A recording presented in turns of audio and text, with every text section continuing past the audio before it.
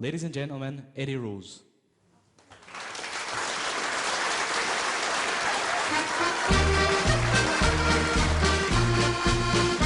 Oh, I'm no going to blow, and I'm no going to crow. I'm no going to injure your feelings. But take it from me, the best B&B is my wee hussy here in the Highlands. I've had them from Australia, I've had them from Japan, I've had them from Honolulu and even Amsterdam. And when they come and see me, they fill my heart with pride. When I'm serving up their breakfast, taking money on the side. Oh, I'm no going to blow, and I'm no going to crow. I'm no going to injure your feelings. But take it from me, the best B&B is my wee hussy here in the Highlands. I had a honeymoon couple who getting ready for the bed when he took off his shirt and she sat up and said, "You're awfully pigeon-chested, I'm afraid you'll have to do." I said, "You're pigeon-chested, that's how I love you like I do." Oh, I'm no going to blow, and I'm no going to crow. I'm no going to injure your feelings. But take it from me, the best B&B is my wee hussy here in the Highlands. Is my wee hussy here in the Highlands.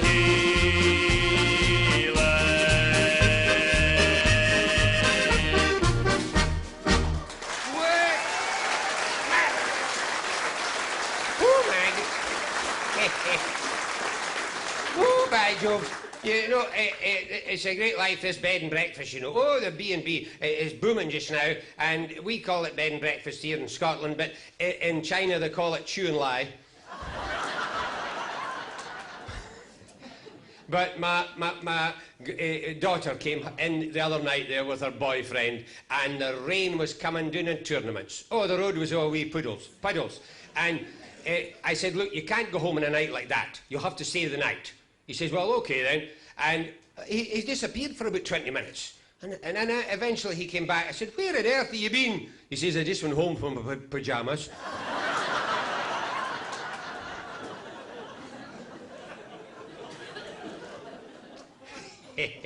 But, you know, you get all different kinds coming for B&B or bed and breakfast, you know. And this other fella came in, he said, "Have you got a room for tonight?" I said, "I'm sorry, we're absolutely full. We have no rooms left."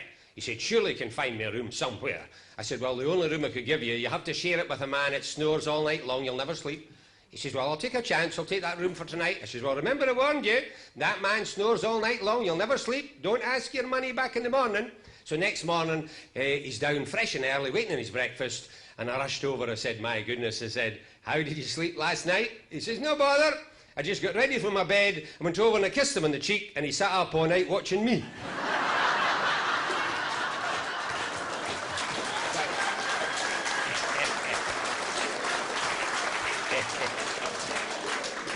Oh, by Jove. This other fella came in the other day, he said, "How much to stay here for a week?" I said, "It's £180. He said, £180, I'll pay that with pleasure." I said, "With pleasure, it's 240.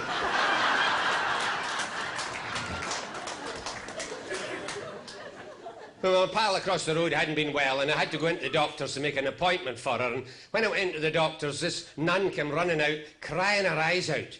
So I said to the doctor, I said, "What was wrong with that nun?" "Oh," he says, "I told her she's expecting."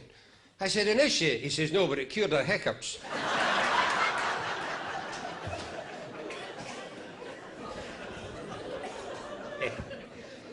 And I had to go to the chemist on the way home for a prescription, and I said to the chemist, "Have you got cotton wool balls?" He says, "You think I'm a teddy bear?"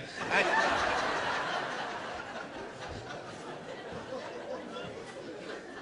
well, my pal was all worried because she eventually had to go to the doctor, and the doctor examined her. He said, "Madam, you've got falling furniture syndrome." She said, "I beg your pardon?" He said, "You've got falling furniture syndrome." She said, "Could you explain that simply?" He said, "Yes, to explain it simply, your chest has crashed into your drawers."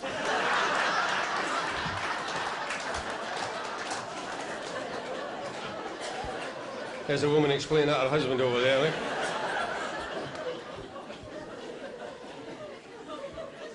Well, you never know. My pal said to me the other day, she said, what's the difference between erotic and kinky? I said, well, I'll have to explain to you. I said, erotic means if your husband tickles you with a feather. That is erotic. If he uses a whole chicken, that's kinky.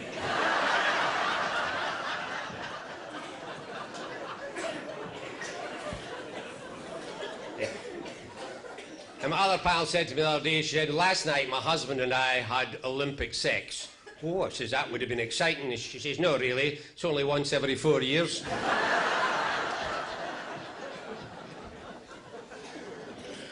But the lady across the road from us, we come from a very posh area, Letters Terrace, although the kind that think a creche is when two cars come together. They've got the big issue delivered. And she's walking down the street the other day with her wee pal and said, how are the rates in your area, Mary? Wee Mary says, we got no rates, just wee mice. They're the very posh type, the type who come out of the shower to go to the toilet. They didn't have a beadie, they just did handstands in the shower. And she carried on her conversation, Jessie, what long ears you've got, they're all that hanging down way. She said, no, it's my husband, you know. He keeps biting them every night. She said, my husband bites my ears, they're not hanging down like yours. She said, no, but we sleep in bunk beds.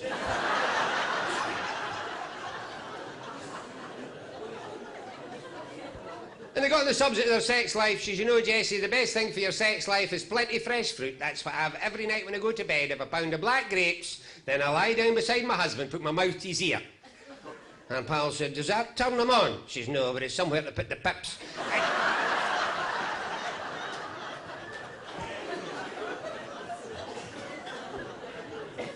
But the other day there, I had to go down to the supermarket, the Coke supermarket, because I needed a few odds and ends, and I went in and I got some of that rocket salad. Have you ever tried that rocket salad? Oh, it was no use. It went off before I could use it. So I said to the young fella in there, I said, look, I said, I haven't got many people in tonight. I said, so could I have half a cabbage? That's all I need is half a cabbage. And he sort of tutted and went into the back shop, and I thought, oh ho, I'll follow him in. And I followed him into the back shop, and there he was telling the manager, there's an old bat out there, and she wants half a cabbage. And he turned round and saw me. He says, and this nice lady would like the other half.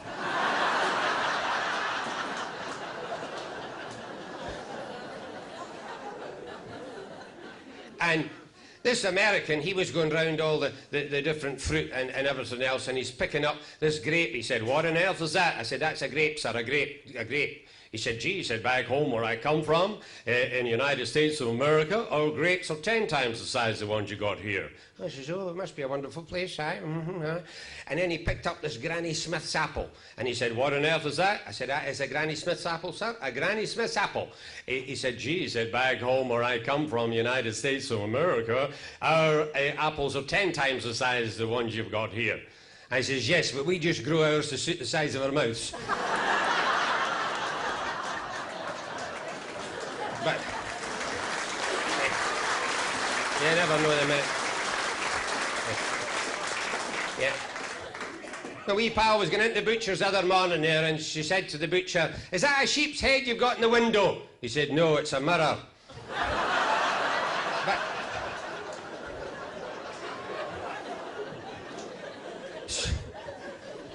But my granddaughter came to stay for the weekend, and you know what like the young ones are nowadays, they want to go to the dancing and the discos, and there she was, and I said, I put some shampoo in the bathroom for you if you're having a shower and everything. And when she came back down, I said, did you use the shampoo? She says, no, it's for dry hair, and my head was wet by that time. She came down with the fishnet tights and a short mini skirt, and I said, now, you'll watch yourself here with all these boys, I said, because when you go to the dance and all that, you've got to watch them here,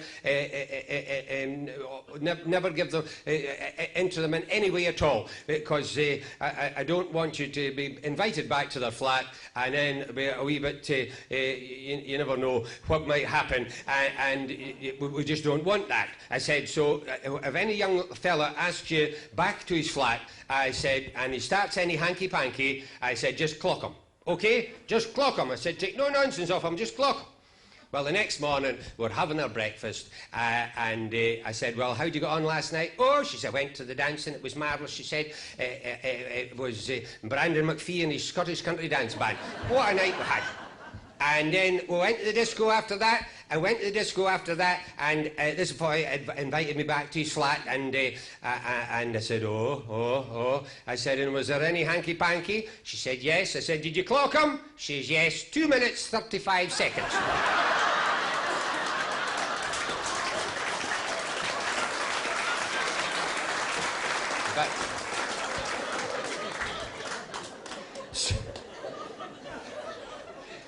But my wee pal and I went into Fisher's Hotel the other day there for a scone and a cup of tea, and we were busy having our scone and everything. I said, we'll have to go to the toilet, and went into the toilet, and she said, would you believe this? She said, a big posh hotel like this, there is no toilet roll in the toilet. Would you believe that? I said, well, don't you worry, Mary. I always come prepared. I always carry an old dress pattern in my handbag, and we'll just use that. So we used that, and she said, there's some left. I said, well, leave it there for some other unfortunate person. Well, as we were washing our hands at the sink, there was 2 ladies come in from Inverness. Right enough. And one said to her pal, she says, well, it's a posh hotel, this. Is it no a posh hotel, this? I've never seen such a posh hotel as this. She says, look at that, they've even got toilet roll marked back and front.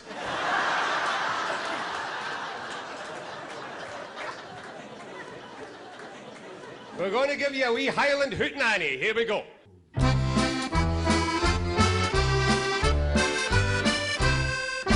Not so very long ago, when Scotsmen had a fling, the whiskey flowed and all night long they'd laugh and dance and sing. But nowadays the scene has changed, it's at a different pace. Scotland still is bonny, but in a different place. Oh, squares are out, the cats are red, teenagers to granny. Oh, the hills is out to a different sound, a Highland hootenanny.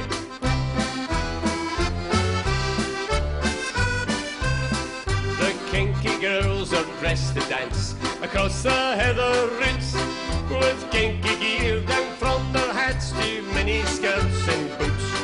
The shepherd rambling in the glen no longer wears a truce, but loose fell bottoms, BBC broad belts and high-heeled shoes. Oh, squint to run, the cats are red, the teenagers to grin.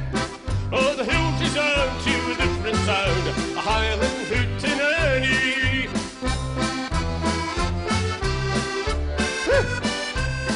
So if you chance to pass this way, yes, if you take the risk, the 45 is not Prince Charlie, it's the latest disc. And though they say it isn't right, for it's a crying shame, see the jukebox in the Ingle-Nuke in Granny's heeling hay. Oh, skips the teenagers to grin.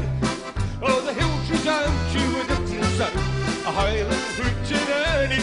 Oh, the hills resound to a different sound, a